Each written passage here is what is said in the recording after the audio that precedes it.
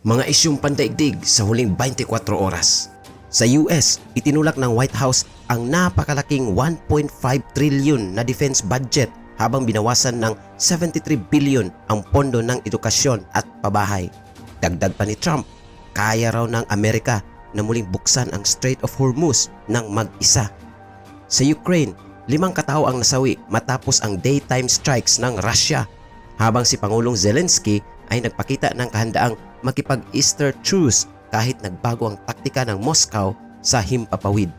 Sa India, tahimik na inilunsad ng Navy ang kanilang ikatlong nuclear power submarine na tinawag INS Aero Daman na lalong nagpapatibay sa kanilang nuclear power.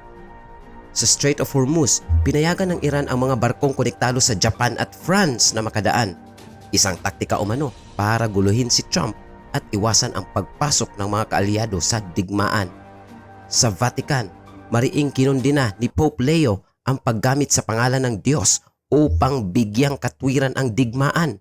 Aniya, hindi maaaring iangkin ang suporta ng Diyos ng mga naglulunsad ng karahasan.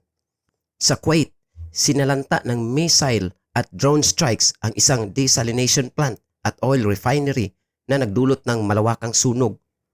At sa US, tinanggal ni Hegseth ang mga top generals habang sinibak ni Trump si Pam Bondi bilang Attorney General.